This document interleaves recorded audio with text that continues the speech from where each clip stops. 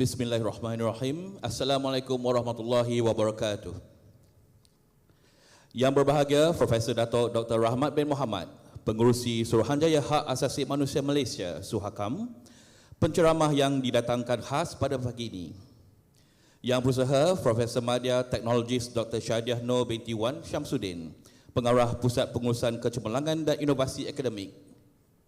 Yang berusaha Profesor Madya Dr. Azwar bin Abdul Aziz, Timbalan Pengarah Bahagian Inovasi Pendidikan, Pusat Pengurusan Kecemerlangan dan Inovasi Akademik.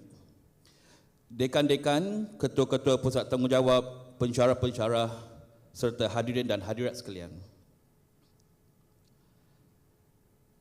Bagi menambah keberkatan sesi kita pada pagi ini, majlis ingin menjemput Yang Berusaha Dr. Wan Anwar Fahmi bin Wan Mohamad, Penyelaras Inovasi Akademik, Pusat Pengurusan Kecemerlangan dan Inovasi Akademik untuk membacakan doa. Dipersilakan.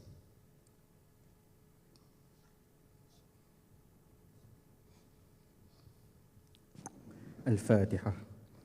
A'udzu billahi minasyaitonir rajim. Bismillahirrahmanirrahim. Alhamdulillahirabbil alamin. Arrahmanir rahim. Maliki yaumiddin. Iyyaka na'budu wa iyyaka nasta'in. Ihdinas siratal mustaqim.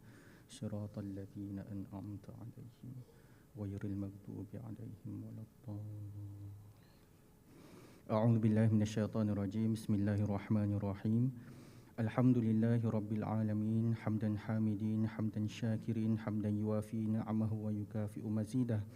يا ربنا لك الحمد كما ينبغي لجلال وجهك وعظيم سلطانك. اللهم صل على سيدنا محمد وعلى آله وصحبه أجمعين. اللهم اغفر لنا ولوالدينا وارحمهم كما ربونا صغارا. اللهم إنك عفو كريم تحب العفو فاعف عنا. اللهم افتح علينا حكمتك وانشر علينا من خزائن رحمتك يا أرحم الراحمين.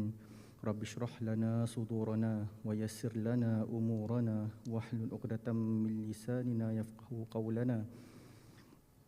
اللهم اجعل جمعنا هذا جمعا مرحوما وتفرقنا من بعده تفرقا معصوما. ربنا لا تزغ قلوبنا بعد إذ هديتنا وهب لنا من لدنك رحمة إنك أنت الوهاب. ربنا آتنا في الدنيا حسنة وفي الآخرة حسنة وقنا عذاب النار. وصلى الله على سيدنا محمد وعلى آله وصحبه وسلم والحمد لله رب العالمين. Terima kasih diucapkan kepada Yang Berusaha Dr. Wan Anwar Fahmi bin Wan Mohamad atas bacaan doa sebentar tadi. Daun layu di tengah gurun, nampak jalur pohon cemara. Tradisi Melayu turun-temurun, pantun ditutur, pembuka bicara. Alhamdulillah, setinggi-tinggi kesyukuran dipanjatkan ke hadrat Ilahi kerana dengan izin dan kurnianya dapat kita berkumpul di Dewan Al-Muktafi Billah Shah pada pagi ini. Pihak majlis mengucapkan terima kasih dan mengalu-alukan kehadiran tuan-tuan dan puan-puan bagi sesi pengisian Minggu Citra Akademik 2022. Program Minggu Citra Akademik 2022 yang bertemakan Reimagining the Future of Global Education merupakan anjuran kali ketiga Universiti Sultan Zainal Abidin. Di samping itu juga, ia menjadi platform untuk memperkasakan pelaksanaan FRC dalam kalangan staf akademik UNIZA secara menyeluruh sebagai mempromosikan keterlihatan jenama pendidikan tinggi UNIZA ke peringkat antarabangsa. Hadirin yang dimuliakan, sebelum tirai ceramah dibuka, suka diperkenalkan penceramah kita pada pagi ini. Profesor Dato Dr. Rahmat bin Mohamad is a Malaysian legal scholar and Professor of Law at University Technology Mara. He was the Deputy Vice Chancellor, Industry, Community and Alumni Network of University Technology Mara from November 2018 until November 2021.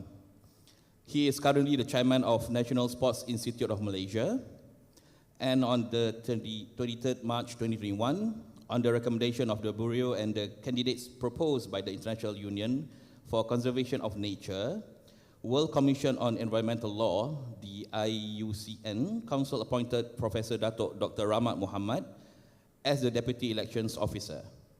He was the 5th Secretary General and the Asian African Legal Consultative Organization.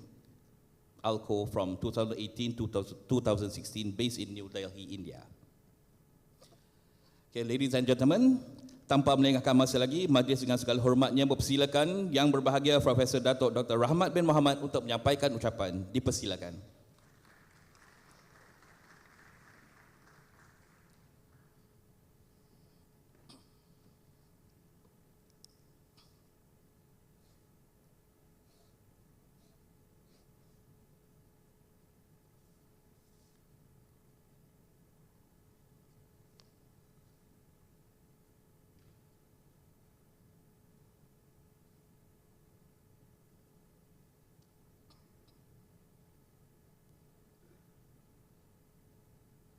So yang ini saya bawa-bawa lah kan masuk dalam.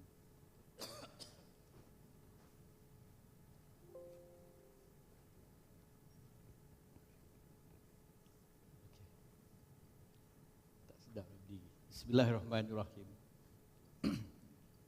Alhamdulillahirabbil alamin wassalatu wassalamu ala asyrafil anbiya'i wal mursalin wa ala alihi washabbihi ajmain. Yang berusaha Profesor Madya Teknologis Dr. Saadiah Nur binti Wan Samsudin, Pengarah Pusat Pengurusan Kecemerlangan dan Inovasi Akademik atau CoMAE, yang berusaha Profesor Madya Dr. Azwar bin Abdul Aziz, Kepala Pengarah Bahagian Inovasi Pendidikan, Pusat Pengurusan Kecemerlangan dan Inovasi Akademik CoMAE, Dekan dan Ketua-Ketua Pusat Bertanggungjawab, pensyarah-pensyarah dan hadirat sekalian. Pertama sekali saya mengucapkan syukur Alhamdulillah kerana saya dapat hadir bersama-sama dengan tuan-tuan dan puan-puan pada pagi ini. Banyak program sebenarnya. Bila dah jadi pengurusi SUHAKAM ni, so anything under human rights saya dipertanggungjawabkanlah. Daripada hal-hal asasi manusia, orang masuk lokap tak dapat wakil dan sebagainya, tak dapat diwakilkan oleh peguam dan sebagainya, sampailah sehinggalah kepada pelarian ya, ataupun kita tak, unfortunately Malaysia kita, sebab kita tak ratify di Refugee Convention, maka kita tak boleh nak panggil orang yang datang ke Malaysia itu sebagai refugee. Ataupun nak minta asylum dan sebagainya.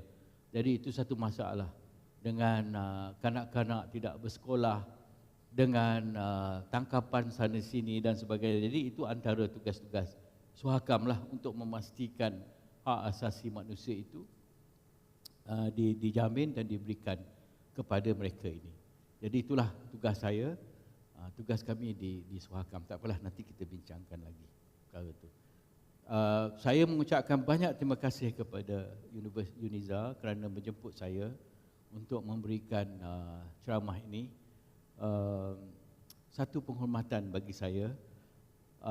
Sebenarnya saya sekarang ni dah pencen, tapi masih lagi memberikan khidmat saya sebagai Profesor Wakaf, dia orang panggil. Ya, Profesor Wakaf ni berkhidmat dengan fakulti, di Fakulti Undang-Undang di UiTM. Jadi saya masih ada lagi PhD student saya, walaupun saya tak ada kelas. Kebebasannya ialah kerana tak ada kelas. I don't have any lectures to deliver, but I do have students. But I'm very happy. Hari ini saya sangat gembira kerana saya dapat berjumpa dengan tuan-tuan dan puan-puan di Dewan ini untuk membincangkan satu topik. Saya fikir ialah tak ramai yang memikirkan topik ini, Humanizing Academia in International Stage. Dan saya tanya kenapa saya dijemput, kerana saya mempunyai pengalaman yang luas ya, di luar negara, dalam negara, dalam membicarakan banyak isu-isu tentang undang-undang antarabangsa, tentang international relation, hubungan antarabangsa dan sebagainya. Jadi sebab itulah saya dipanggil untuk memberikan ucapan ini. Jadi saya cuba buat yang terbaiklah, insya-Allah. Jadi topik saya ialah Humanizing Academia in International Stage. Saya mohon izin untuk berbicara dalam bahasa Inggeris. Boleh ke? Kat mana saya nak ni? Sorry. Yeah. This topic is very interesting. It talks about humanizing academia and international stage. And I will briefly, I hope with the time allotted, I will try to summarize what does the topic entails at the end of the day. So this will be the scope of my presentation. I will just talk on all those things. I think you are very familiar with globalization, internationalization, and then the need to be at the global stage, the benefit, what are the strategies if you are serious about going into or making your university try to make it at the international stage, some recommendation, and later on some conclusion perhaps.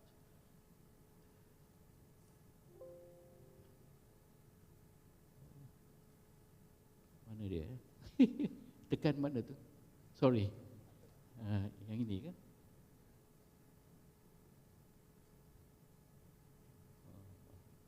Itulah tu.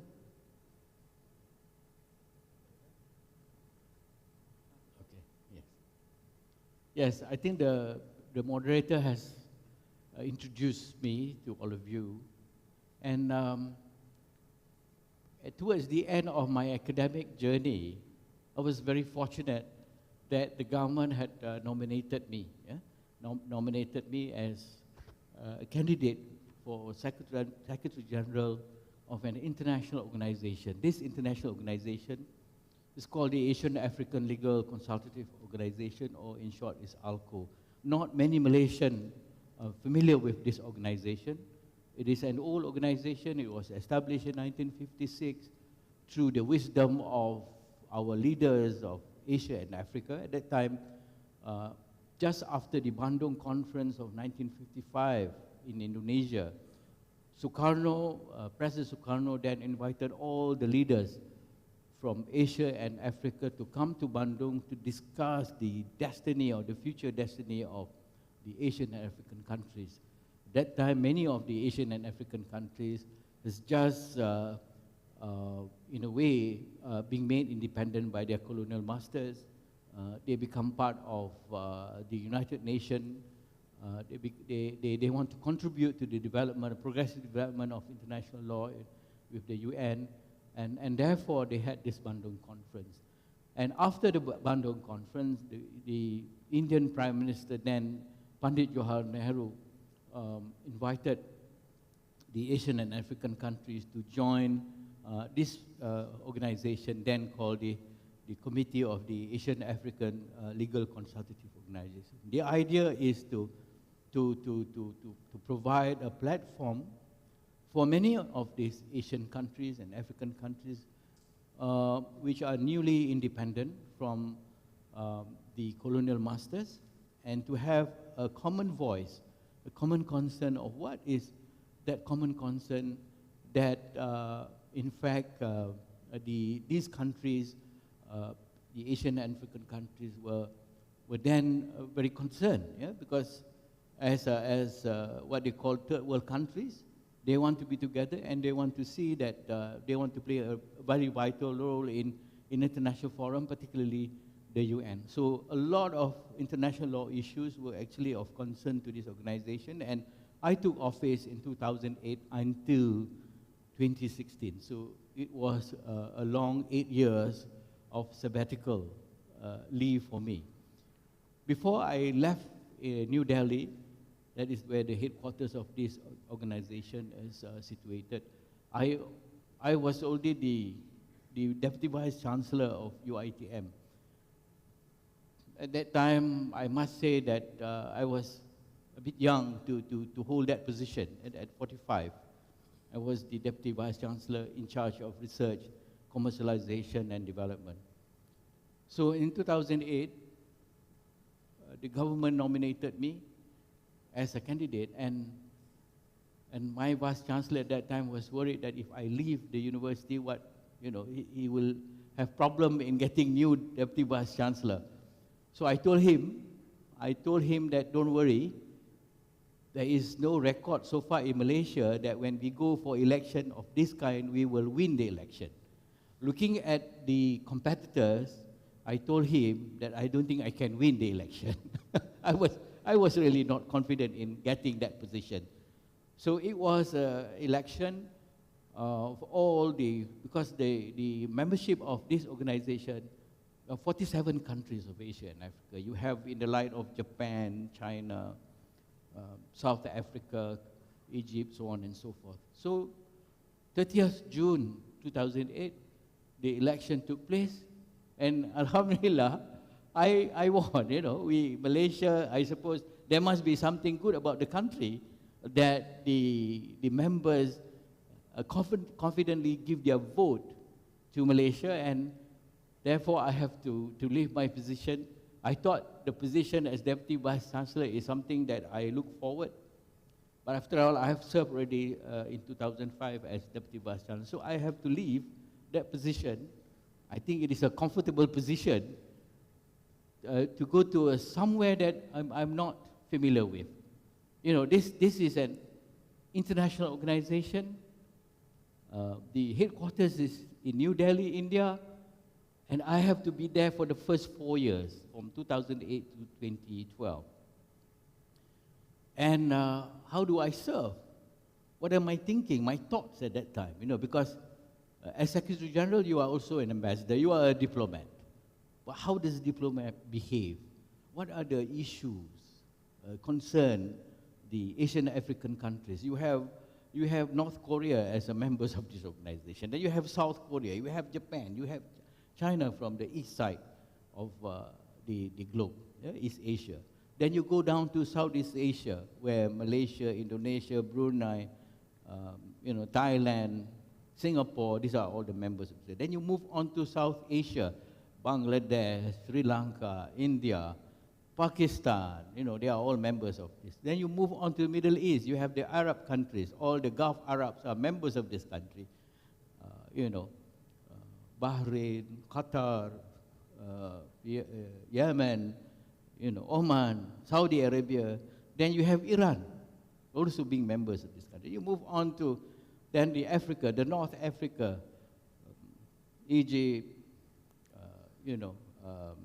South Africa, Ethiopia, all these countries. There are 47 countries, and majority are Muslim countries. So how do you deal with these countries? For the first time, before my appointment, the Secretary General was taken by diplomats. They are very well-versed in diplomatic international relations. So there you are as an academic, the first academia to head that organization. So it was really a tough call for me. The learning curve has always been very steep. I have to learn. Every day is a new thing for me, and living in India is not easy because the host government is the Indian government. It's not easy to beg from Indian government. So you have to really persuade them. You have to be very persuasive in order to take them on board with you on many matters, because as a host government, they would have their at least you have to discuss with them what you want to do with the organization, so on and so forth. So two things that happened to me is, first, I have to be very much aware of managing the organization. They are all local Indians. They are researchers. They are very well versed, very talented. Then I have my deputy who are from 3 deputies: China, Japan, and Iran, to help me to manage the organization. At the same time, I also need to know the substantive aspect of the organization, because it is a legal organization. It deals with international law. So with the little knowledge that I have gained in my academic years in the university, so with that in your hand, you have to be always in a position to be ahead of others, to understand what are the nature of the politics in international relation, international law, so on and so forth. So those are my challenges, really. And well, alhamdulillah, I managed the first 4 years. At the second term, Again, I was instructed by then the Attorney General Tan Sri Gani Patil to continue for another 4 years, and it was a unanimous decision in Abuja, Nigeria, that I continue heading that organization for another 4 years. So 8 glorious years in India, ladies and gentlemen. And I don't have problem, alhamdulillah. It went smoothly. I had gained so much knowledge. I can say that I am also a practitioner of international law. I'm very confident in teaching the subject because I understand the nature of states behaving in the United Nations, so on and so forth. So it's really. So the other organization that I work with every year is the International Law Commission, a 36-member commission, comprises of those having legal brain, and especially on international law, from Asia, Africa, Latin America. So I work with them every year. We will discuss on matters pertaining to what are the concerns of the third world, especially the Asian and African countries, regarding legal agenda, international law, so on and so forth. And IUCN, of course, is a new entity. I was nominated again by the council to conduct the election, for IUCN senior management, the executive, the president, so on and so forth. So these are some examples that I have gained. And today I think I would like to at least share my experience, how I manage the organization, how is it that I come to a point that I think as academia, we need to contribute to the world at large, basically on humanity, on based on your field of knowledge, really. So I think it is something that is very challenging, and I thought, universities like UNISA should be bold enough to say that, okay, we want to be on board and to have our people at the international stage. And for what? For knowledge and also for humanity. I think that is a very novel idea, very novel mission, if you wish to take. I will discuss further on that. Society guy? Okay. Oh, sorry, I'm going back.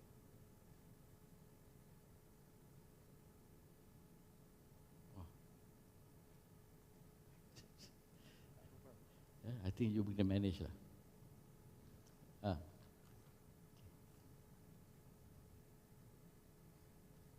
Sorry about that. No, move on. Lagi satu.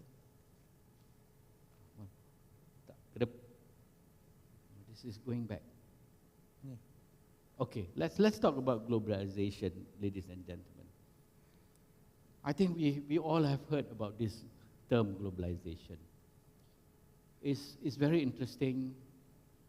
Is something that is to me, if you ask me what is globalization, if in the perspective of international law, it involves so many things. Globalization of trade, globalization of socio-economic policies, so on and so forth. And as far as we are concerned, the universities, we are also affected by the term globalization. As early as in 1985, for example, there has already been talk about conforming to world trade. So in 1985 at Punta del Este in Uruguay, they had already discussed the agenda on world trade. In 1986, Malaysia is still struggling on how do we manage our trade? How do we sell our product? We talk only goods, trade in goods. But in 1985, ladies and gentlemen, they had already an agenda. The West and the developed world had already an agenda to sell another form of trade called trade in services, which involves banking, accounting, legal, so many of these professional services. In 1985, they have also discussed beyond trade in goods. It's services, it's also intellectual property. It is also trade-related matters on services, as I said, procurement. So that was the agenda put in 1985.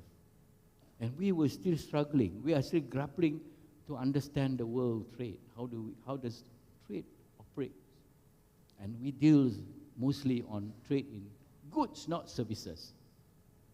It is only in 1994, about 10 years later, that countries over the world embrace what is called the Marrakesh Agreement on General Agreement on Trade, or World Trade Agreement, or WTA, and that established WTO, World Trade Organization, with all the other trade services that have to be included. It's a package deal. You take it or you leave it. Malaysia has no choice but to sign, agree with this new package of world trade. We were not aware of this.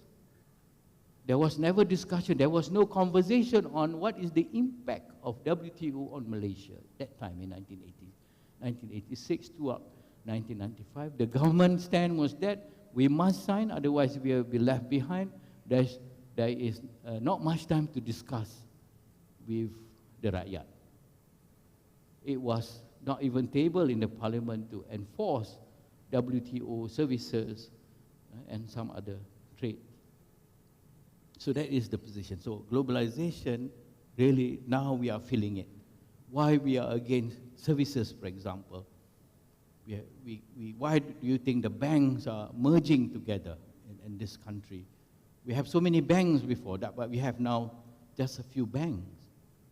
The community of professionals, the accountants, the architects, the lawyers, they fought hard to make sure that this country will not be dominated by foreign lawyers, by foreign accountants, by foreign architects. So it is only now that we realize that there is something that we should have thought of long time ago. So is education.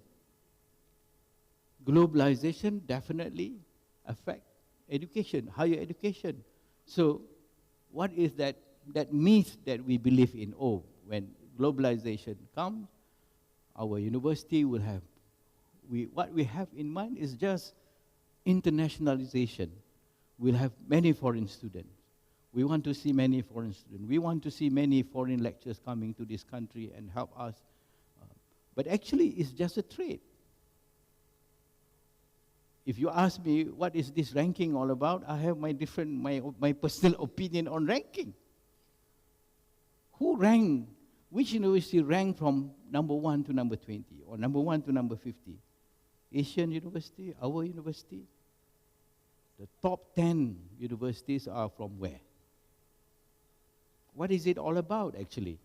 Is it to show off your might, your mighty? You are mighty in terms of knowledge, in terms of, will there be knowledge sharing with universities like us? Are we going to benefit from this internationalization? There are a lot of questions. Are we going to make a lot of money? You know, the government has already give you the idea that 10 years ago that we are going to cut your university grant. And it happened now. We don't get 100% grant. 30% off. So we only get 70%. So how do you make money?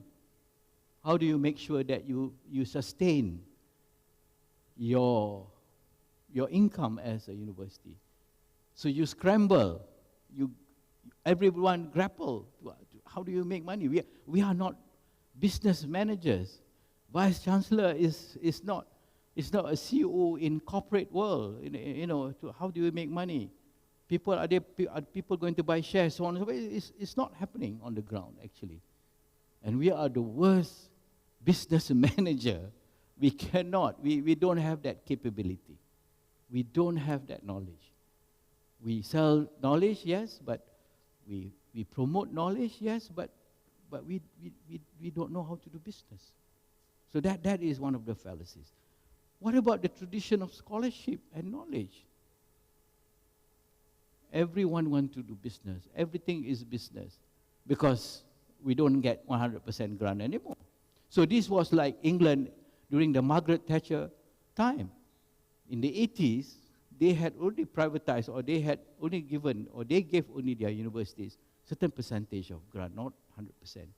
So it happened to us now. So everyone scramble, everybody, everything is business. Lecturers have to be that business-minded in order to ensure that university will gain monetary gain. It's something that it cannot be done overnight. You know, even in 10 years, I'm not sure whether we can be good businessmen or businesswomen, unfortunately. So that is the impact of globalization. You know, so do we really go for scholarship? That is the tradition. Scholarship and the quest for knowledge, for truth. We're not sure about that now. Yeah. Okay. Move on. So, when we talk about globalization, it's always internationalization. We talk about international student, as I said, the global faculty, the high income, the ranking. Yeah? So this is something that, that we are bound by it. Yeah? Every university in Malaysia now talk about internationalization. There is an international office to deal with matters concerning lecturers coming to our universities or students coming to our universities.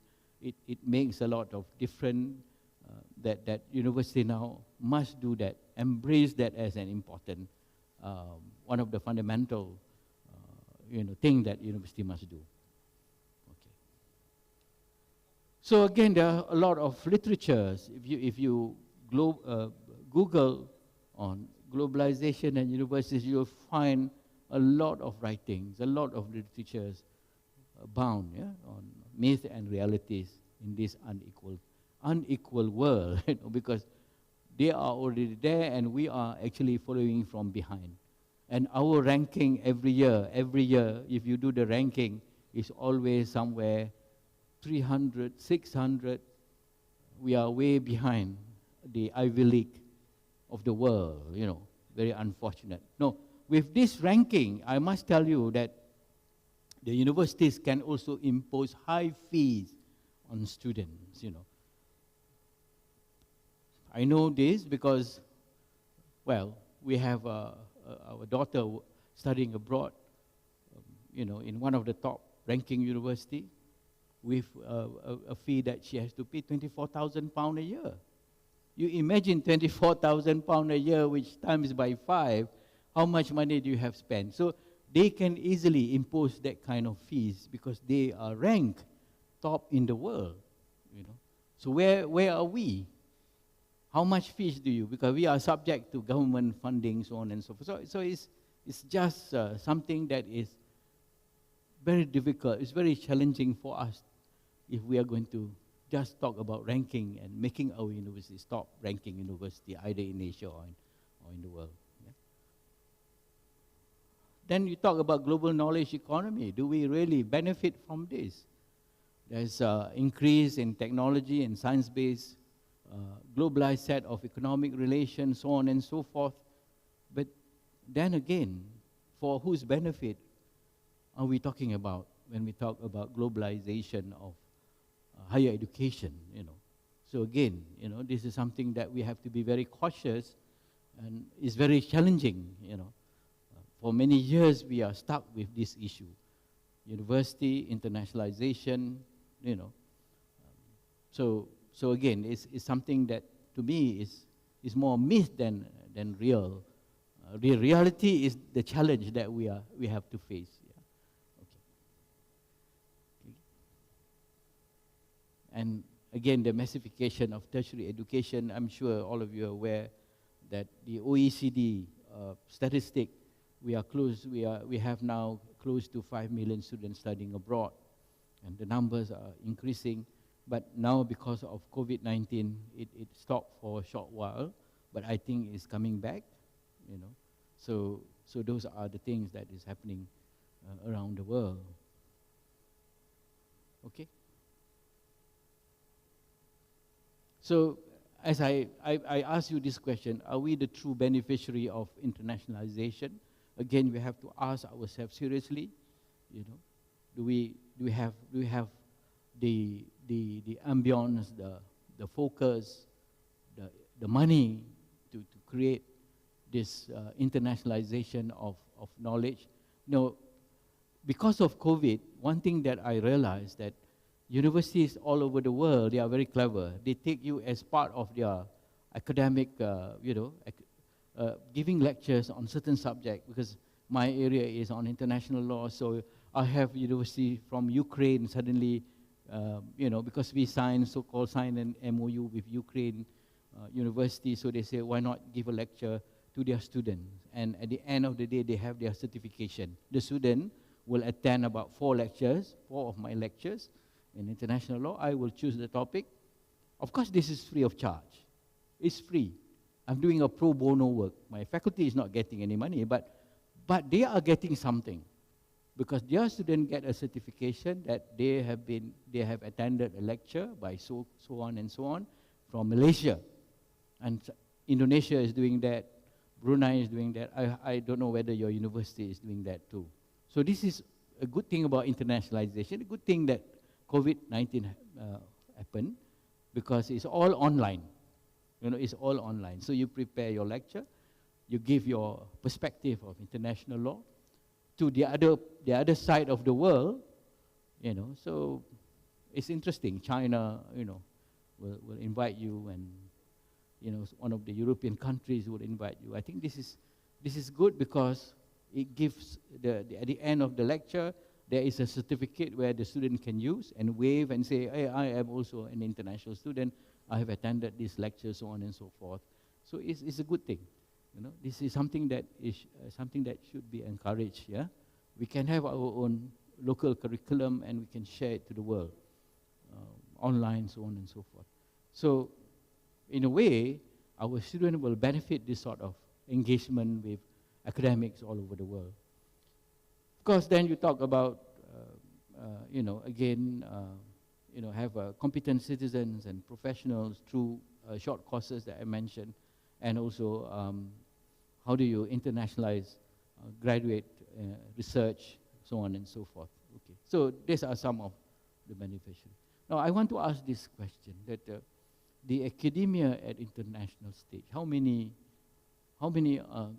those academia are actually at the international stage? Are we there yet compared to, countries like, of course, Europe?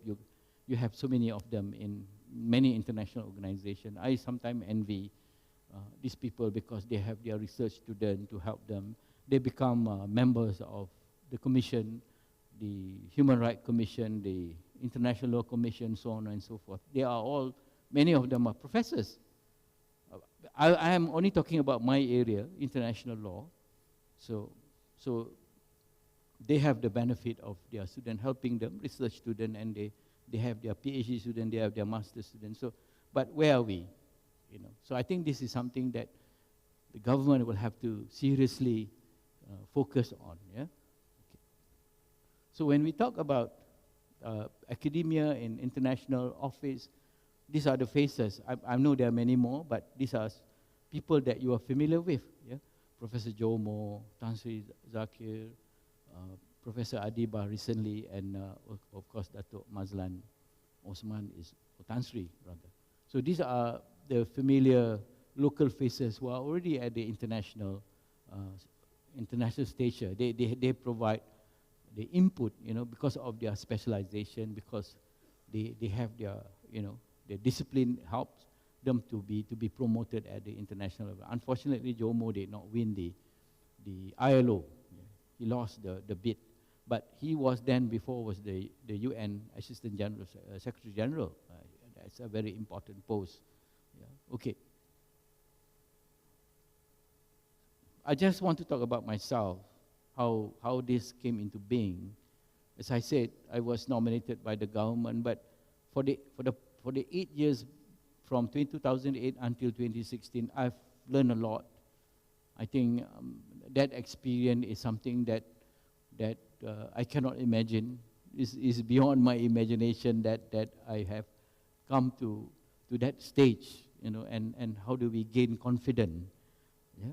Sebab saya nak beritahu sikit lah, orang Malaysia ni dia hati kecil. Kita tak berani sebenarnya, takut-takut. Ya. Takut. Bila dah berjumpa dengan orang dari luar negara, although we have all the knowledge, sometimes when we compare, we say we are better than these people. Tapi bila berjumpa dengan orang luar tu, kita rasa macam takut nak bercakap. We feel that there is some, we become, kita ada a lot of inhibition in us. We become so complex, so humble. It's good to be humble, there is humility. Tapi terlalu humble pun tak bagus juga, because the people will not acknowledge you. So I was put in a situation where that I have to do it. I force myself to do it. And living in India is really a challenge. Selain daripada jadi Secretary General of that organization, I was invited by universities to become their adjunct. And this is also a new experience, to teach students not from your kind. Here in Malaysia, or even in China or Indonesia, student bila kita habis lecture, kita akan tanya student, you have any question, you have any issues, dia tak akan buka mulut dia. This will not happen. One or two probably. After you provoke enough of provocation, then perhaps they will ask questions. But that is not happening in India. When you are about to conclude your lecture, you will see 10, 20 hands already being raised. And they challenge you. This is also a new experience for me. Teaching in a foreign country, and you have to be well equipped. You must know your position. That also they challenge. They will say to the extent that I don't agree with you. It's okay, I said, if you don't agree with me. Sometimes they challenge the law that you quoted. So this will not happen here in our part of the world. But that part of the world, very aggressive, very students who wants to know more about the knowledge, how you stand, what is your position. So that is something that I learned, And as a diplomat also, because the Indian diplomats they have the gift of the gab. They can talk. They are very impressive in their speeches, in their. So kita duduk di Malaysia ni, kita tak rasa macam tu. Kita rasa macam tak ada challenge, Tak ada siapa pun question. Lepas dah bagi lecture, lepas dah, siapa nak, so kita pun comfortable lah. Tapi when you are outside, you cannot do that. You are accountable, And then when you give lecture ataupun you debate with International Law Commission all over the world, you put your position. See, we cannot agree on certain international law issues. They will argue with you. So how do you put yourself before them? So in other words, you really must have the staff. Yeah? You really need to have the substance. It's very important there. And it's always, as I said, there is always this challenge that will come to you and ask you whether you said the right thing or not. So I've written quite a lot, and it has been cited on unilateral sanctions. There are two things that I did. Nanti saya tunjuklah. Okay. So international stage, this is how it started. Yeah? Bukan saya nak ini, tapi saya nak cerita macam mana perjalanan saya daripada seorang akademik yang duduk di Shah Alam, yang duduk di kampus Shah Alam yang tak ada pengalaman langsung. I don't have any experience. I'm not a career diplomat, To be Secretary General of an international organization, you need some that you need to know the protocol. You have to learn all this. Your wife pun perlu diajar. My wife is also a lecturer. So apa dia tahu pasal international relation, protokolnya bila berjumpa dengan orang-orang diplomat dan sebagainya. So it's a steep learning curve for us. So apa conversation bila you bercakap dengan duta umpamanya? Apa dia bercakap? Ya? Apa dia? Kalau you berjumpa dengan North Korean ambassador umpamanya, dia bukan tak kerti cakap orang putih, dia boleh. Tapi dia tak nak, dia cakap Korean dengan you. Dia panggil dia punya interpreter. Duduk belakang, dia cerita, duduk dengan dia dekat 2 jam, dia cerita pasal North Korea. Macam mana North Korea ni kena ditipu oleh Amerika lah dan sebagainya. You dengar je lah. Dan dengan Myanmar always send the general, So general ni tak tak nak bercakap, dia akan senyap je, very serious. So how do you deal with these people? So it's a new thing for us, but we have to learn. By force, dia dipaksa untuk tahu. Tak ada siapa train pun. Masa saya pergi tu, tak ada kerajaan kata, okay, now that you are diplomat, we will train you for 1 week crash course. Tak ada. No such thing. So you pandai-pandai lah. So this is the problem. Bila kita dah menang, saya pun jumpalah kita punya foreign minister. Ya, apa agenda kita? This is very important. Apa agenda Malaysia ni? Sebab kempennya pakai banyak duit ni, berkempen-kempen, berlobby. Apa agenda kita ni? Ada ke agenda on what? So the answer is this. You pandai-pandai you lah. So I was a bit disappointed. I was disappointed that, because kita, memanglah kita ada knowledge kita on international law, secara teori dan sebagainya. Okay, no problem on that. But this is real. You face the outside world, how are you going to, macam mana Malaysia punya stand dengan Iran umpamanya, ada isu-isu berkaitan dengan sanction dan sebagainya, dengan North Korea, dengan South Korea, dengan macam-macam lagi. Itu Malaysia punya bilateral, multilateral. Apa kita punya dah menang ni? You patut gunakanlah. You punya Secretary General tak ada. Pandai-pandai you lah. So I pun kena create agenda lah. I have to create agenda. Yeah? So this is something that I thought, bila kita hantar calon, kita ada saintis kita ke, doctors kita ke, bila masuk dalam international arena tu, jadi somebody big there, the government must know kat mana kita nak gunakan. And this negara macam China, Russia apa ni, dia tahu dah apa dia nak buat. Walaupun dia letak seorang profesor di situ, tetapi profesor tu dah diberitahu oleh kerajaan dia, you buat ni. Kita tak ada agenda.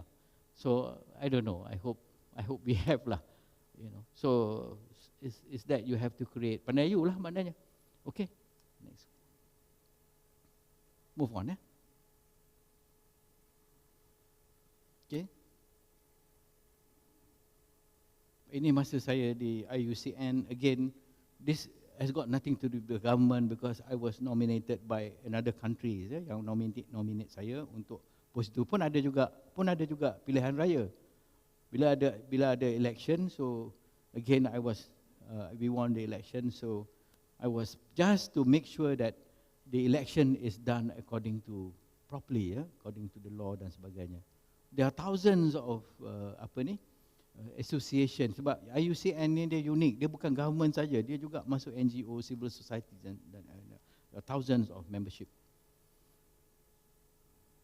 Ini satunya yang saya sangat gembira, sebab at least one country had commended me in running the organization. It was Mr. Li Keqiang, the Prime Minister of China masa itu in 2015, that we have contributed to the development of progressive international law and relation in Asia and Africa.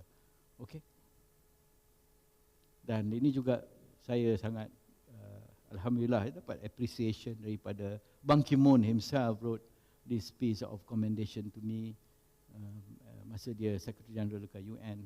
So this all ini encourage saya, inspire me to do more, to go further, to go higher, to achieve certain objective for the organisation. Ni Jepun juga begitu, antara kejayaan saya diberikan perhatian dan mendapat perhatian daripada beberapa negara.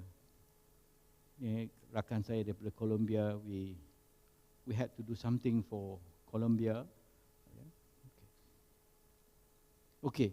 Now why must we be at the global stage? Because we stand by our commitment. Kita sebagai akademik ni, kita boleh kata kita ni suci. Suci dari mana? Suci daripada ilmu yang kita percaya. Ilmu kita yang kita belajar, yang kita dapat, kita tak pandai nak, because we go for the truth. Itu dia akademia, beza dengan profession lain lah. Kita tak lari daripada etika kita untuk meletakkan truth, ya, kebenaran itu. Saintis, ya, physicists dan sebagainya, semua they go for the truth. The truth is very difficult to accept lah, tuan-tuan dan puan-puan, it's very difficult.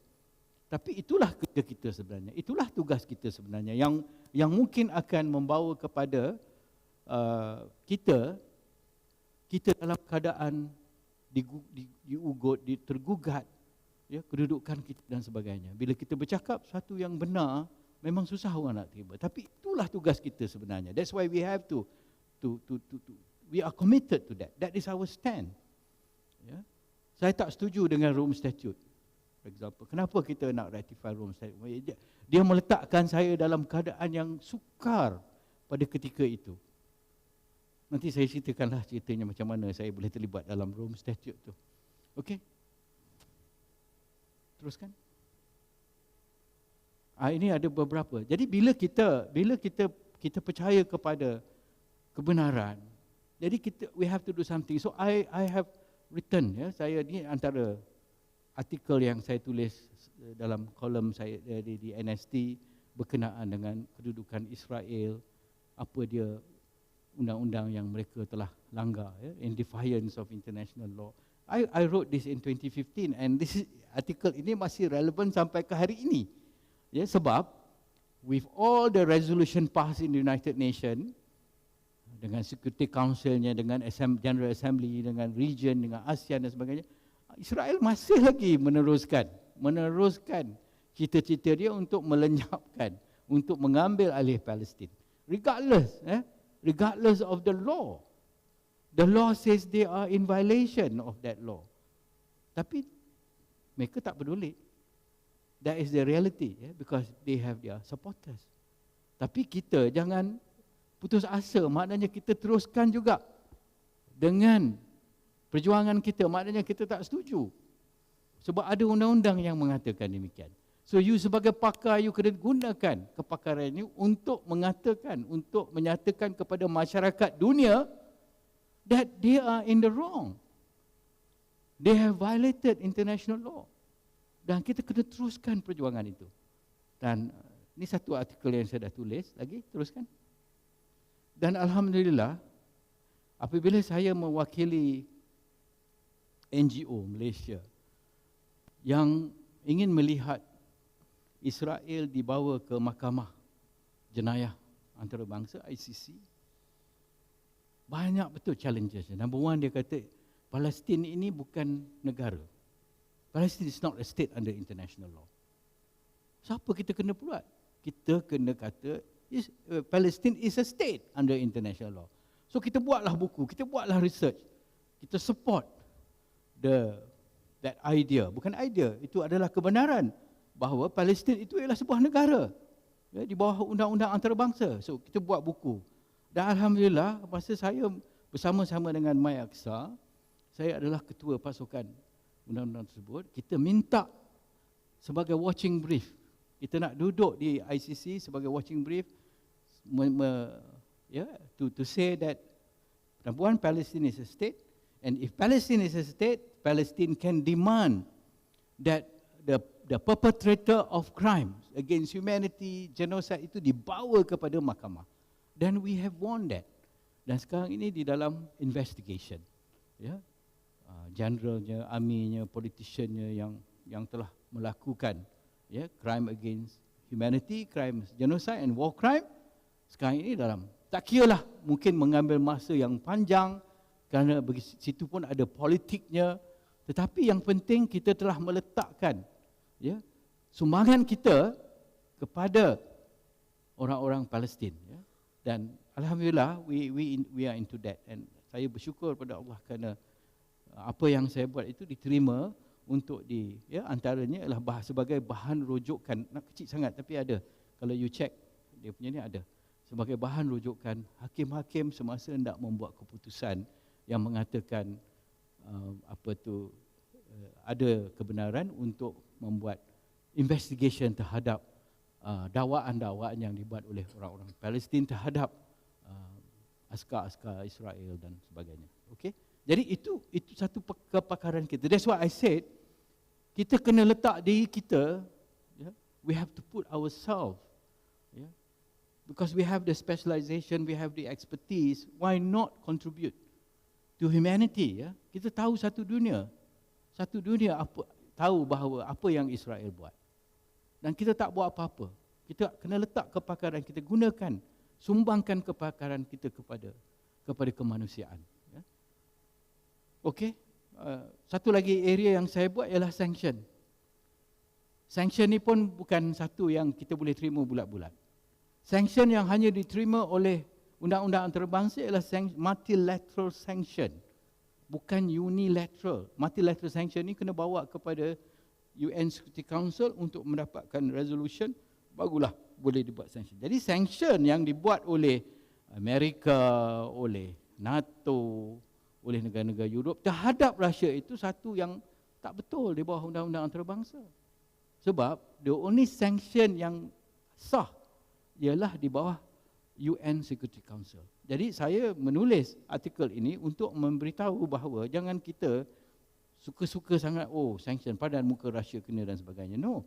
Because lagi satu isu tentang sanction ini dah diputuskan oleh UN Human Rights Council bahawa sanction yang unilateral ini, apa yang berlaku di Iraq, di Syria adalah satu kesalahan undang-undang kemanusiaan. It was something that is against human right. Jadi sanction yang unilateral ini, especially coming from the West, satu yang bersalahan. Saya tetap dengan pendirian saya. Saya kata itu adalah satu kesalahan sebab saya percaya memang ada kesalahannya. Apa yang dia buat dekat Iran, apa yang dia buat di Iraq, apa yang dilakukan terhadap negara-negara yang tidak bersama dengan the Western idea of so-called peace and security akan dijatuhkan sanction. Dan kita pada satu ketika pula pernah dipersoalkan oleh France kerana kita menjual minyak kita dekat Iran. Kenapa? Iran tu dah kena sanction, kenapa you buat juga business you dengan Iran dan sebagainya. So satu yang saya rasa kepuasan, I'm satisfied, I'm very happy that I'm able to contribute to the world at large. Okay. Saya masih lagi meneruskan.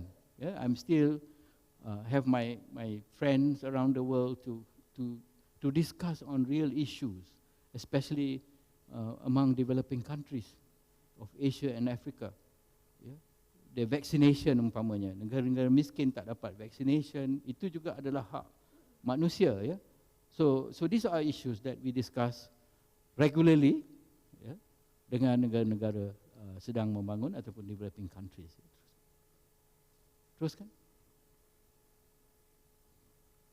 Okay, this is dengan China. Okay, teruskan, tak apa. Dan apabila kita, satu yang berlaku pada saya ialah bila kita mempunyai kita punya stand tentang sesuatu prinsip, sanction, Palestine issue, kita akan dipanggil oleh the Western world untuk berbincang, berdebat dengan mereka. Sebab dia nak tahu. One thing about the West that we have to respect, dia mengimaratkan majlis ilmu. Ini yang kita kadang-kadang kita lambat sikit. Dia akan panggil, walaupun something that is against their thinking, their majority thinking, ramai yang umpamanya menyokong Israel, ramai yang umpamanya kita tak setuju dengan cara-cara United Nations Security Council mengambil tindakan dan sebagainya. Jadi dia baca dalam kita punya literature, dalam writing kita, dan dia akan panggil untuk berbicara, untuk berdebat. Jadi pada saya itu satu peluang keemasan pada kita untuk meletakkan kedudukan kita. Satu, kalau ada melibatkan Malaysia, kita akan cakap Malaysia punya position macam ni. Dan pada tahun 2016, bila saya dicalonkan sebagai members of the International Law Commission, negara-negara ini datang berjumpa dengan saya dan tak bersetuju tentang apa yang saya cakap, yang saya stand. Satu, tentang sanction. Dua, tentang Palestin. Jadi dia akan cakap openly, we are not with you on this. So saya dah tahu dah negara tu tak akan bagi kita undi dalam UN General Assembly nanti. Kita tahu dah sebab dia dah cakap kita siang-siang, we cannot be with you. Dan dia nak tahu kedudukan kita. Yes, saya akan cakap saya tak akan compromise the position as to Palestine, as to sanction. Ni dua perkara yang dia nak tahulah. Ya. Jadi kita ni kalau dia diterima sebagai kita menang, dan kita susahlah bagi mereka, because it is a conspiracy. Dekat United Nations, if I want to tell you, is another big politik kita ni, kita kata politik Malaysia saja. Tapi if you go to UN, the politik is much worse because it involve 193 countries, ya. 193 negara ahli United Nations. Dia bila kita nak campaign, kita berkempen, kita kata kita nak jadi ni, dia akan depan kita kata dia setuju. Yes, we support you brother, no problem. Tapi sebenarnya kita tahu dia tak akan support kita, dia akan, ya. Dan ada juga isu-isu bagi hadiah dan sebagainya untuk mendapat nak dapat kemenangan, ya. You give something lah. Ada bagi jam dan sebagainya. Ada berlaku. Kita tak mampu, negara kita tak mampu, dan kita tak nak tunjuk, ya. Kita kalau kita menang pun in principle is because of kita macam tu stand kita. Jadi kita tak, but some countries are willing to do that. You'll be surprised that this happen in the hall of United Nations. Ya, panggil makan dan sebagainya, ada hadiah dan sebagainya. So that is United Nations. Ya. So what happened in Malaysia is just a small picture of that over there, di UN tu. Okay. So what are the strategies lah? Ini saya, kalau you nak consider lah, if your university is ready to invest, ya, nak spend some money. In my case, the government spend lah. Kalau selalunya government yang akan adakan grant dan sebagainya untuk menghantar calon-calon bertanding di dalam peringkat antarabangsa, ya. Tak kira lah sains ke social science dan sebagainya. So, but as far as the university is concerned, kalau we are really into it, then these are some of the things that I think in my mind that you should be taking note lah, ya.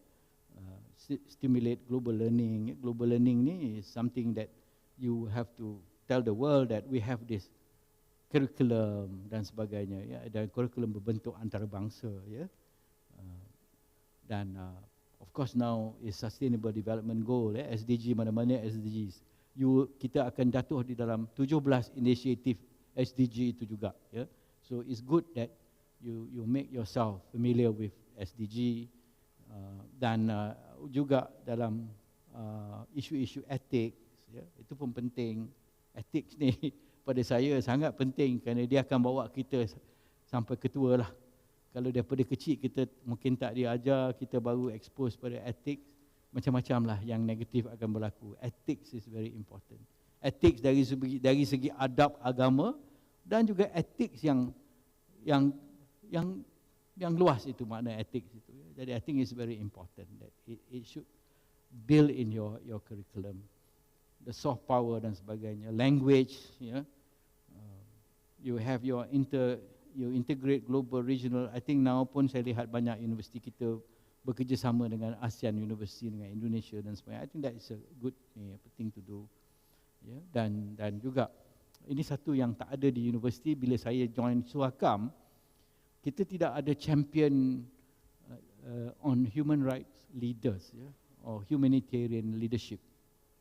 Sebab itu bila kita lihat I raise this issue that Malaysia should be a benevolent in providing education to the stateless children, anak-anak Rohingya umpamanya tak bersekolah. Sekarang ni isu sekolah tidak diambil oleh kerajaan tetapi NGO, which has a very limited resources. Tak cukup cikgu, tak cukup duit, tapi dia mengajarlah.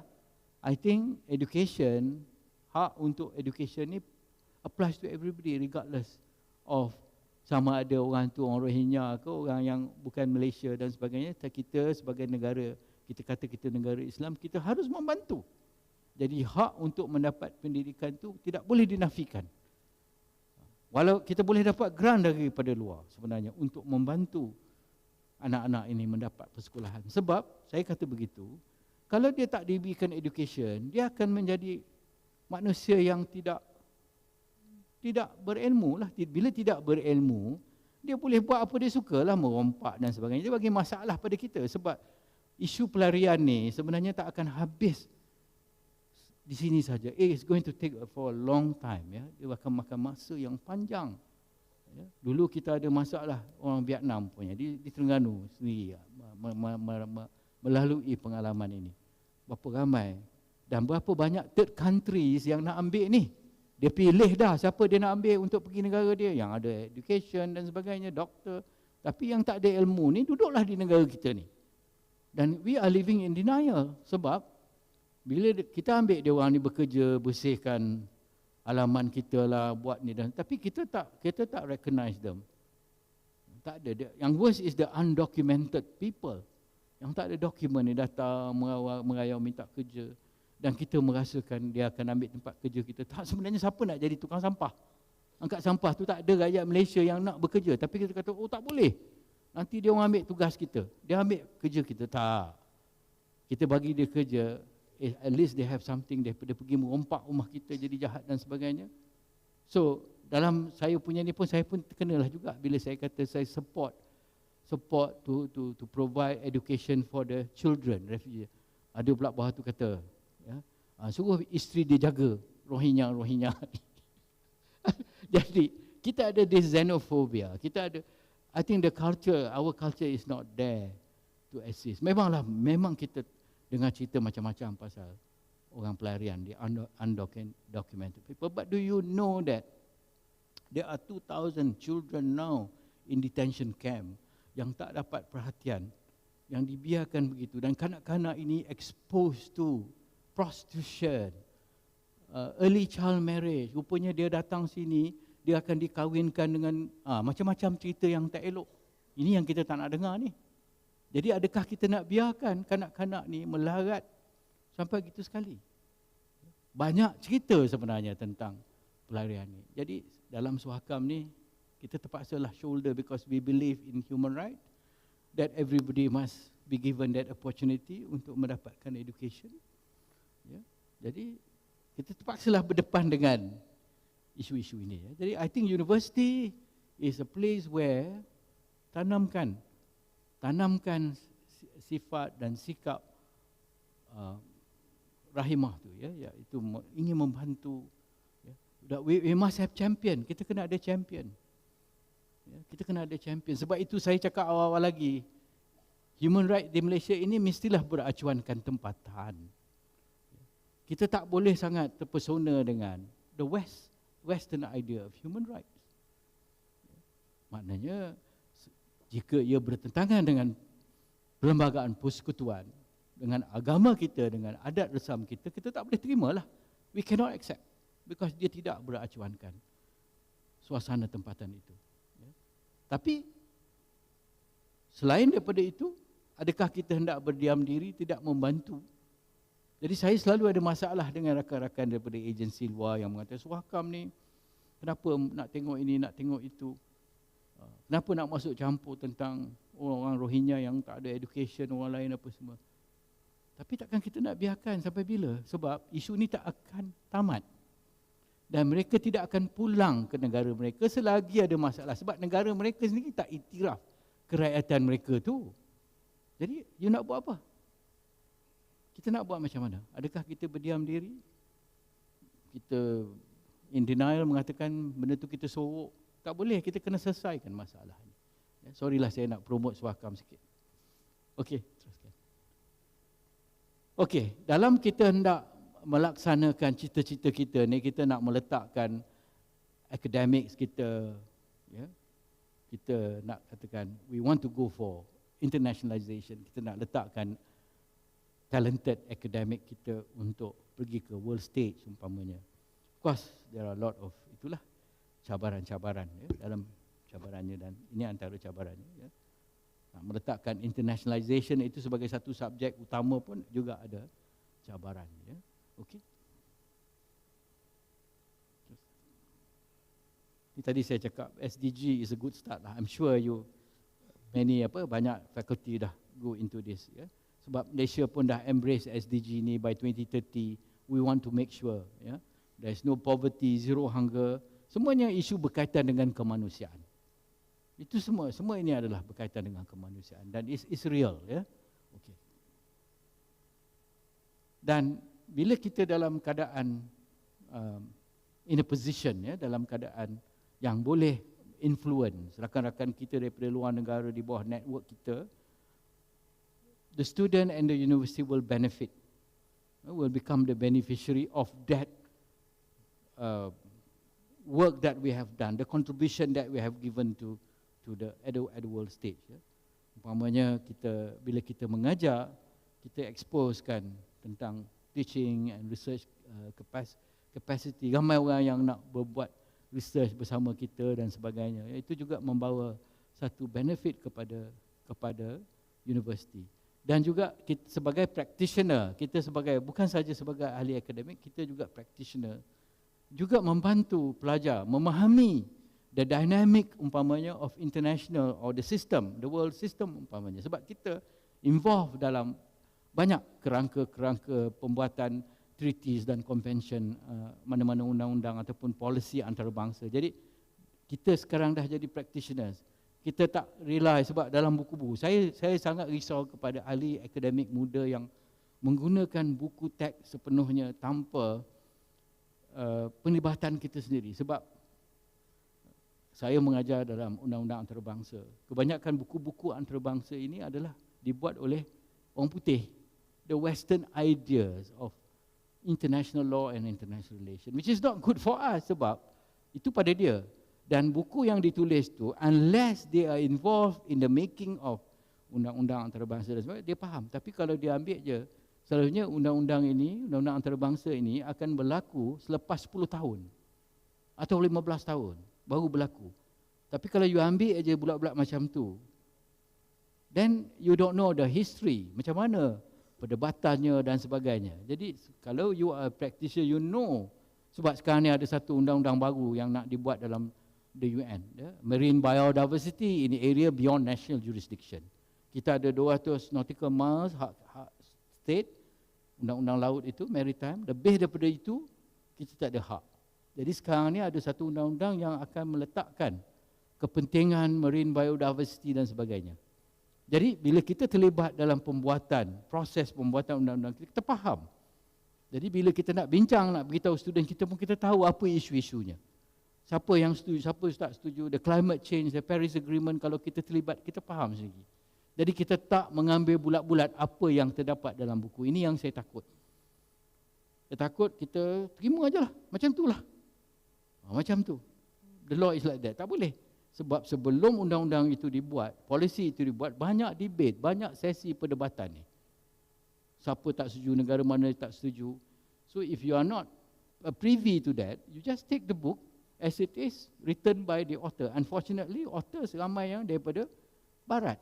Dan of course, the idea is Western idea, it's not our idea.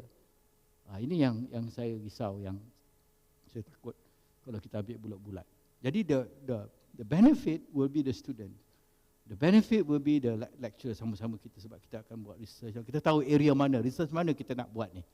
Bukan it's more practical in that sense. And we know kat mana. Agensi antarabangsa ni, dia nak bagi duit kat kita pun, dia tengok dulu research apa kita nak buat ni. Kan? It's not purely, fundamental kadang-kadang. Dengan UN ni banyak yang practical research umpamanya. So kita tahu. Kemudian student kita akan mendapat ilmu yang lebih, kerana kita mau share that ilmu. Our approach pun berbeza, thinking kita berbeza, dan network. So these are the benefit. These are real benefit yang you boleh dapat jika kita melabur, we invest on our lecturers, to be at the international stage. Okay. So my conclusion, university must consider seriously and prioritize. Kena ada priority, seriously consider the need to invest on young and potential academics that can contribute to their work to international community. Saya tengok ramai sebenarnya yang terlibat.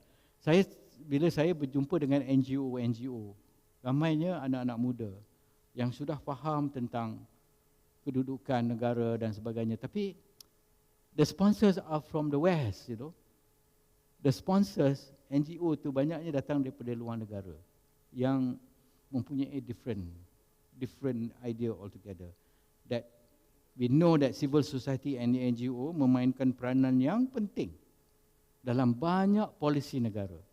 One of it, if you look at climate change, bila dia berjumpa di, sama ada di Sharm el-Sheikh baru-baru ni ataupun di Paris, masa Paris Agreement was made, semuanya saintis kebanyakannya, all are NGOs yang memang very talented.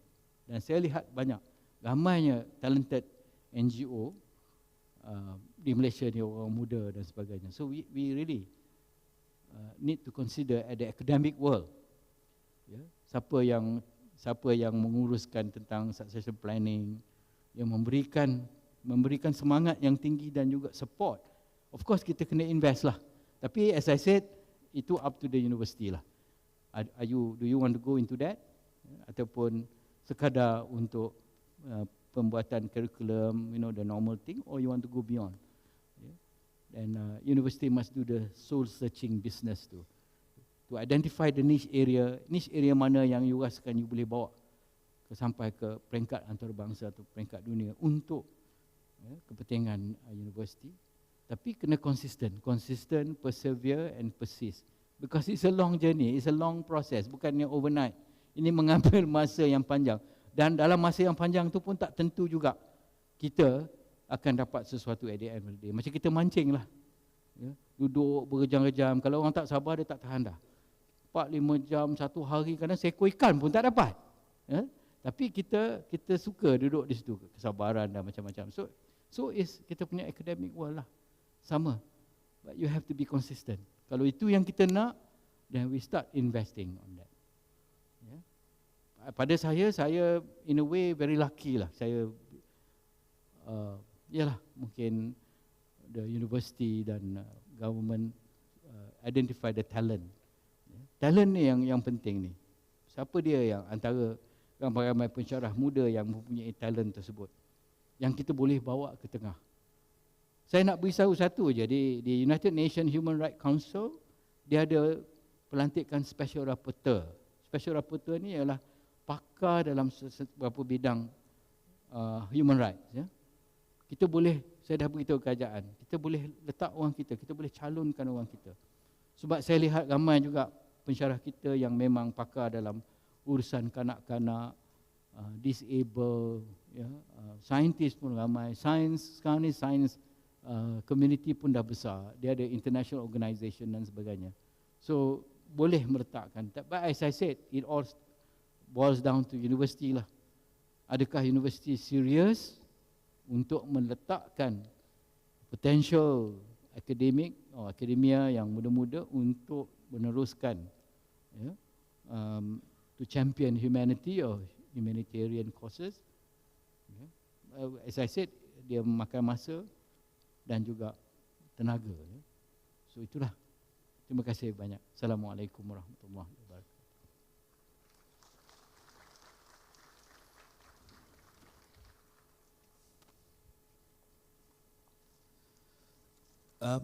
Majlis mengucapkan jutaan terima kasih kepada yang berbahagia Profesor Dato Dr. Rahmat Mohamad di atas penyampaian yang cukup menarik sebentar tadi. It is a very interesting sharing session where we look at how academia could be more, let's say, out there in the international stage. Right, for now we'll open the question and Q&A session. Any questions from ladies and gentlemen?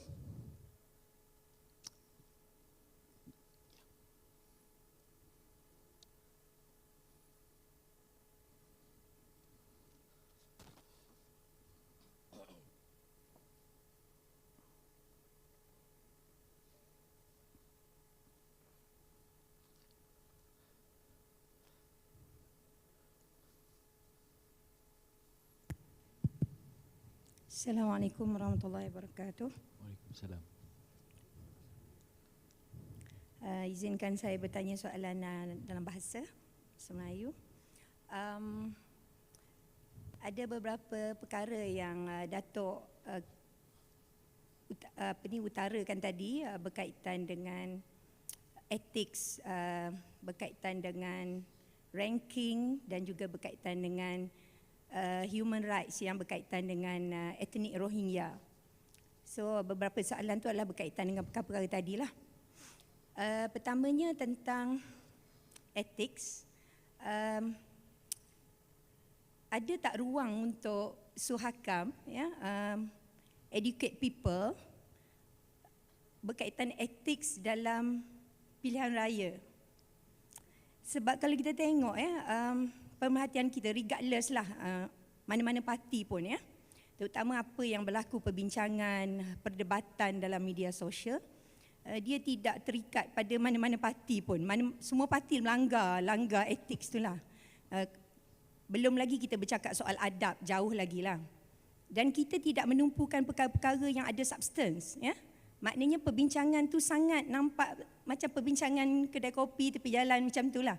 Maksudnya mungkin masyarakat kita perlukan masa untuk mereka menjadi matang, berbincang perkara-perkara yang ada substance dan ada kepentingan. Jadi terlalu kepartaian, terlalu kepuakan dan benda tu saya rasa perlu ada satu tindakan yang jelaslah daripada SUHAKAM dan mungkin perlu juga kita suarakan kepada entiti-entiti lain yang berkaitan agama, institusi mufti dan sebagainya supaya ada naratif baharu berkaitan dengan pilihan raya ni supaya dia tidak merebak dan saya rasa suhu ni tidak mungkin akan turun kerana kita akan ada PRN, kita ada pilihan raya kecil macam tu. Yang pertama tema dia etik lah. Yang kedua berkaitan dengan Rohingya tadi. Kebetulan saya ada terlibat dengan sebagai ahli lembaga dalam Rohingya Education Center.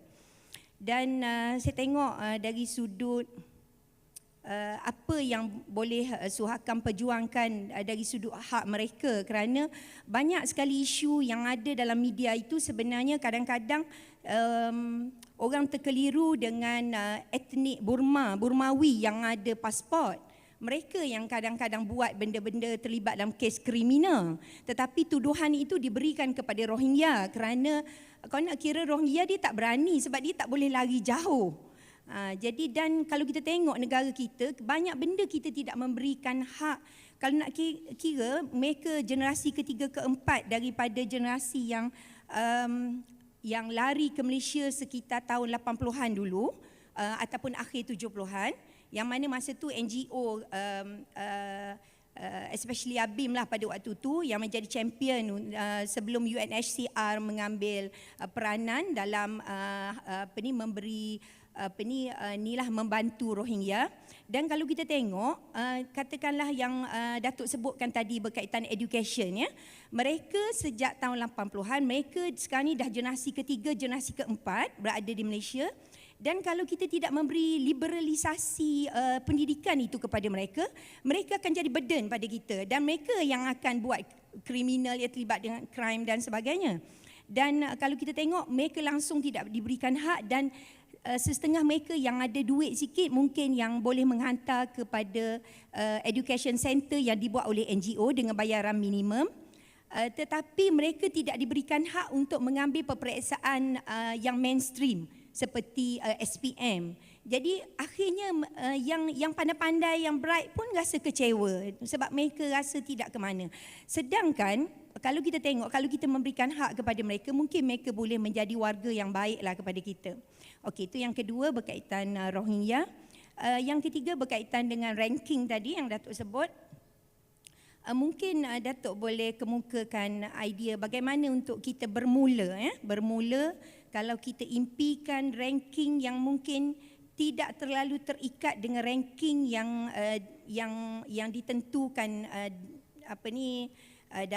dalam perkiraan ranking universiti ranking antarabangsa sekarang ni.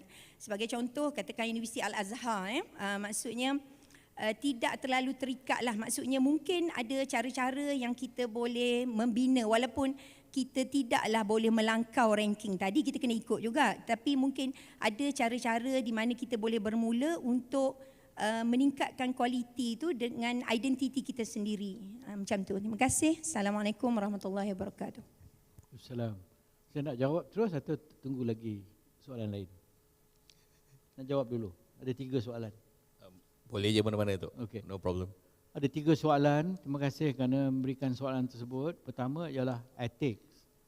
Ethics berkempen, ethics menjalan dalam proses pilihan raya.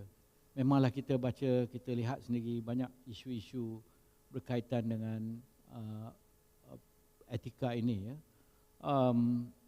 SUHAKAM sebenarnya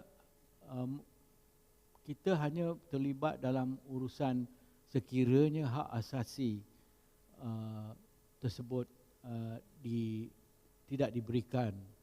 Kita dah tulis kita dah buat kenyataan di dalam akhbar tentang hak untuk mengundi, hak umpamanya ataupun fasiliti seperti kerusi roda dan juga untuk orang-orang OKU dan banyak lagi kita lihat di situ.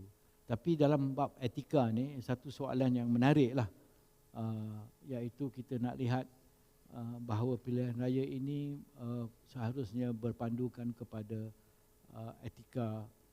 Kalau you seorang calon umpamanya, apakah etika yang harus diikuti? You sebagai parti politik, apa dia etika dan sebagainya.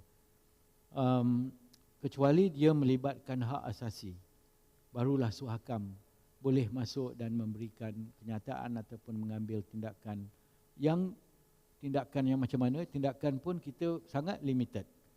Tapi kita mempunyai hak dari segi di bawah Akta SUHAKAM itu untuk memberi nasihat, memberi pandangan ataupun membuat recommendation kepada kerajaan jika ia melibatkan perkara-perkara berkaitan dengan hak asasi. Tak apalah, itu satu isu yang baik. Mungkin saya akan bincangkan dengan rakan-rakan Pesuruhjaya yang lain sama ada ini satu isu yang penting. Ya, boleh SUHAKAM kemukakan ataupun cadangkan. Terima kasih. Kita lihat etika, isu etika itu. Yang keduanya tentang Rohingya ni, terima kasihlah kerana membuat membantu dari segi pendidikan orang-orang ataupun kanak-kanak Rohingya ini. Memanglah banyak isu sebenarnya dari segi memberikan pendidikan. Memang kerajaan setakat ini tidak memberikan apa-apa bantuan ataupun membenarkan mereka mengambil peperiksaan perdana, arus perdana, dan mereka tersendiri dan adalah tersisih. Sebenarnya SUHAKAM juga ingin memberikan pandangan, dan kita pun dah berikan pandangan kepada kerajaan dululah. Kita nak sambung juga pada kerajaan perpaduan ini untuk menyatakan hasrat SUHAKAM untuk kurang-kurangnya kerajaan mengambil kira tentang kedudukan ataupun hak pendidikan. Sebab budaya xenofobia masih kuat lagi di kalangan kita sebenarnya.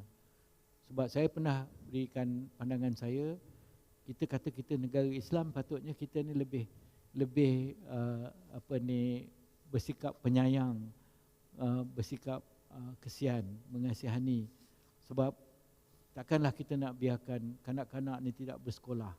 Kalau ini baru kita cakap Rohingya tu, di Sabah tu lagi banyak tu, lagi besar masalahnya. Kanak-kanak di sana, tak kira lah rakyat kita ke bukan rakyat kita, ya, tak ada sekolah langsung kat sana. Berkeliar dekat pasar tu kita tengok budak-budak kecil ni, tak tahulah apa dibuatnya. Jadi adakah kita tak ada perasaan kesian ke dekat Dewan ni? Kurang-kurangnya kalau ada sekolah mungkin boleh. Jadi setakat ini hanya NGO saja yang memberi bantuan, yang memberikan persekolahan, tetapi mempunyai kemampuan yang terhad. Ya, tak cukup duit, tak cukup cikgu dan sebagainya. Jadi I think kita perlu, saya dah beritahu pada kerajaan dulu bahawa budaya sikap pengasihani ini masih lagi kurang di kalangan rakyat kita lah. Jadi the awareness, betul memang ada macam-macam Rohingya ni. Kita nampak Rohingya sebenarnya etnik lain pun ramai juga daripada Myanmar ni, yang muka macam sama dengan Rohingya, tapi dia rakyat yang ada kerakyatan. Rohingya ni langsung tak ada kerakyatan. Ya, dan baru-baru ni kita pun tahu di Malaysia ramai anak-anak muda yang tak ada IC, yang tak ada surat beranak. Bukan 2-3 ribu tapi beratus ribu. Ini satu masalah kita juga. Kenapa rakyat kita sendiri tak ada IC, tak ada surat beranak? Jadi bila tak ada surat beranak, tak ada IC, besok dia orang tak boleh pergi sekolah. Dia akan dianggap sebagai orang yang undocumented person. Padahal dia rakyat kita. Dua-dua bapa memang orang Malaysia. Tapi kenapa tak dapat IC dan sebagainya? Di Sarawak, di Sabah, di Semenanjung pun banyak. Kita dah ada research yang buat beratus ribu sebenarnya rakyat Malaysia yang tidak ada kerakyatan. Ya, macam mana kita nak selesaikan isu ini? Ya? Jadi itulah saya kata bab human right ni memang banyak isu sebenarnya, banyak challenges. And the last point, ranking. Betul lah, ranking ni kita tak boleh elak sebenarnya. Ya? Saya lihat Brunei pun sekarang ni dah masuk ranking. One time dia tak berapa, tapi now dah masuk ranking. Seperti mana yang saya katakan tadi, there are a lot of mythos, banyak yang, yalah, kenapa kita perlu ranking dan sebagainya. Dan ranking tu bermacam-macam ranking. Sekarang ni dah macam-macam. Antara negara-negara Islam pun ada ranking juga. Ya, China memang buat ranking dia sendiri. Of course yang diiktiraf, yang memang famous ialah Times Higher dan juga QS ranking ni. Dan kita pun ada juga ranking berkenaan dengan sustainable development lah dan sebagainya, environment dan sebagainya. Jadi I don't know, I think the government will have to really finally come up with a policy ranking yang macam mana yang kita perlukan ni. Kat mana ranking tu boleh bawa kita.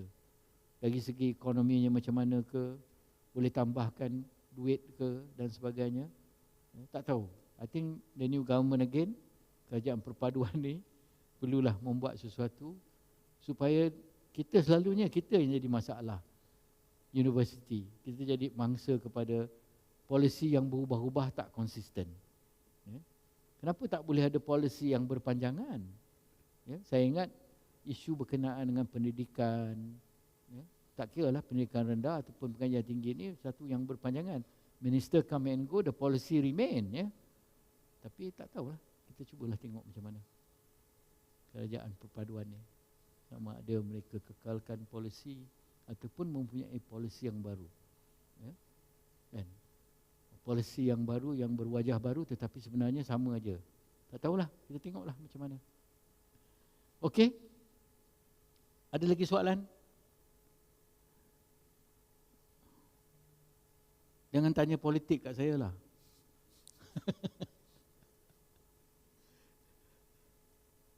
Okey ya? Tak ada masalah. Ya, silakan. Doktor. Okay. Assalamualaikum Dato. Salam. Saya melihat transaction Dato daripada seorang ahli akademik menjadi seorang diplomat di peringkat global, satu benda yang sukar berlaku, yang jarang berlaku sebagai ahli academician. So bagaimana agaknya Datuk rasa, pandangan Datuk, macam mana kita nak train the young academician untuk culture, untuk berani promote diri dia di peringkat antarabangsa dan at least menjadi suara kita di peringkat antarabangsa. Okay, terima kasih. Terima kasih. Good question. Macam saya cakap tadi lah, maybe I'm very lucky. Bernasib baik kerana masa itu kerajaan nampak keperluan, ada kekosongan untuk mencalonkan saya. Satu cara ialah kita kena buat banyak penulisan, daripada penulisan dan daripada situ kerajaan akan ada yang akan identify. Itu satu cara lah dari segi menulis. Satunya sebagai akademik memang kita itu adalah apa orang kata, kita itu adalah memang kewajipan kita untuk menulis. Sekurang-kurangnya dulu kita nak masih ITM, dulu nak promote publication umpamanya. Sampai saya kata takkanlah dalam seumur hidup kita ni sebagai pensyarah dalam bidang kita yang kita pakar, takkanlah tak ada satu pun artikel kurang-kurangnya tulis dalam surat khabar umpamanya begitu. Jadi itu mesti dipraktikkan lah, sebagai satu yang orang kenal. Jadi bila orang dah kenal, orang nampak dari segi penulisan bidang masing-masing.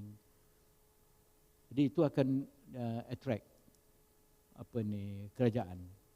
Wisma Putra ke, you akan dipanggil untuk membuat pembentangan di peringkat mula-mula nasional. Masa tu saya juga sebab PhD saya kebetulan bawa ada tentang ASEAN. Jadi ASEAN masa tu Malaysia pula tahun 2005 host ASEAN Summit. Dan Wisma tengah mencari orang macam mana nak bantu kerajaan untuk meletakkan Malaysia umpamanya sebagai tuan rumah ASEAN Summit dan sebagainya. Jadi mula daripada situ.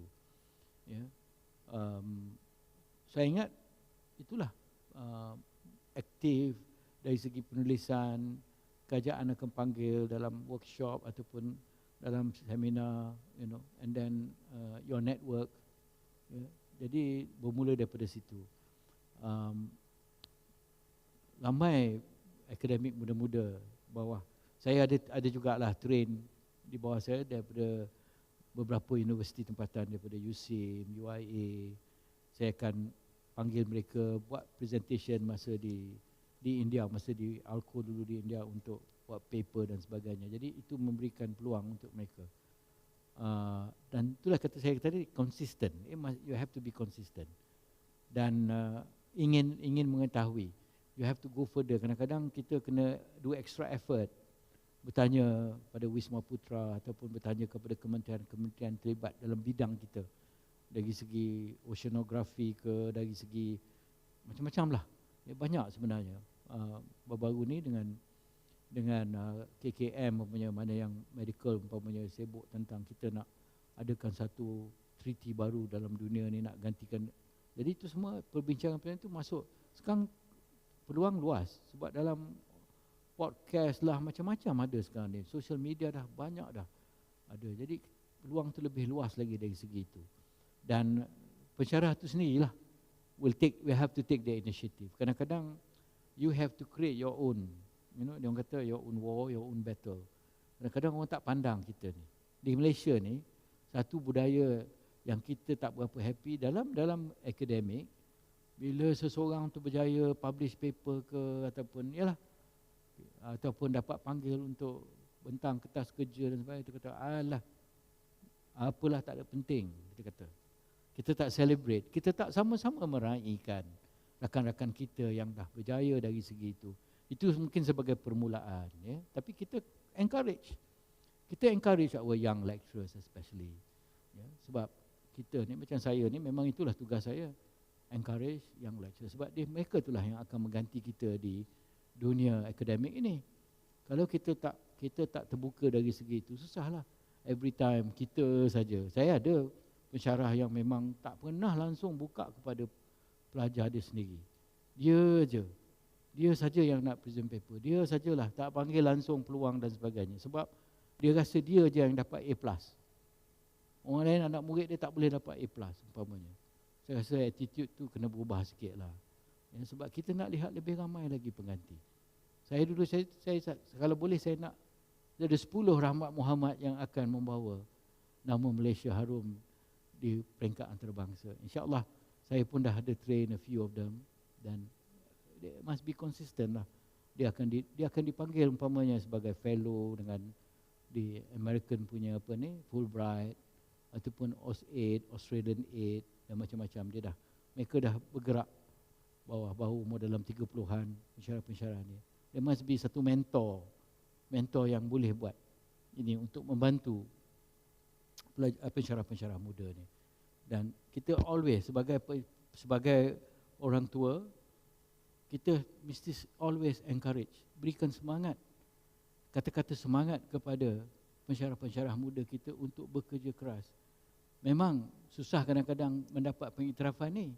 Kadang-kadang universiti tak nampak mereka mendapat pengiktirafan. Di Malaysia ni pengiktirafan kadang-kadang tak datang daripada dalam, orang luar yang iktiraf kita. Lebih daripada orang kita. Itu yang berlaku dekat saya juga. Universiti saya sendiri kadang-kadang tak kisah pun. Tak nampak kepentingan ni. Uniza yang panggil saya untuk memberikan topik seperti ini. Tak ada. Jadi itulah Malaysia ni sebenarnya.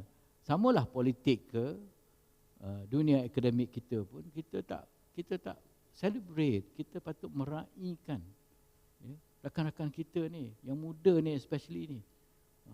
Itulah pada pandangan saya lah. Boleh, insya-Allah kita boleh buat. Okey.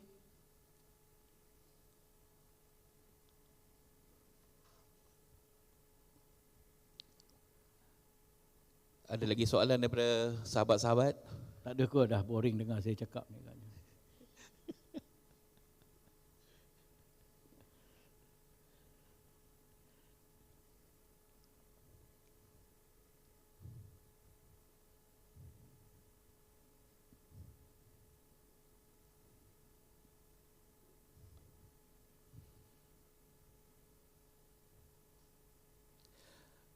Okey, terima kasih di atas semua soalan yang ditanya sebentar tadi, dan terima kasih juga kepada Yang Berbahagia Profesor Dato Dr. Rahmat Mohamad atas sharing session sebentar tadi. Majlis diteruskan dengan penyampaian cenderahati. Dengan itu majlis berjemput Yang Berusaha Profesor Madya Dr. Azwar Abdul Aziz, Timbalan Pengarah Bahagian Inovasi Pendidikan, bagi mengiringi Yang Berusaha Profesor Madya Teknologis Dr. Syahadah Nur binti Wan Syamsuddin.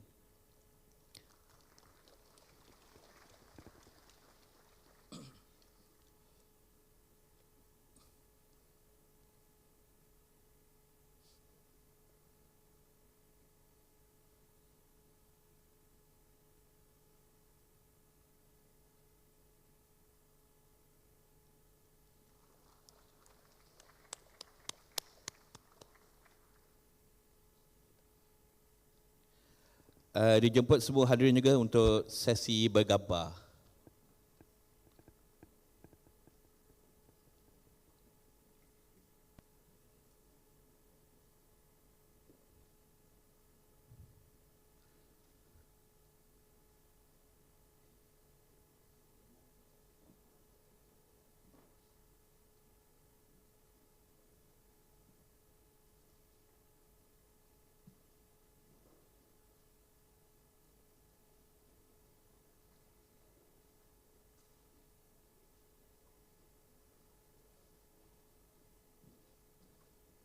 Dimohon hadirin penuhkan ruang di tengah ya untuk sesi bergambar.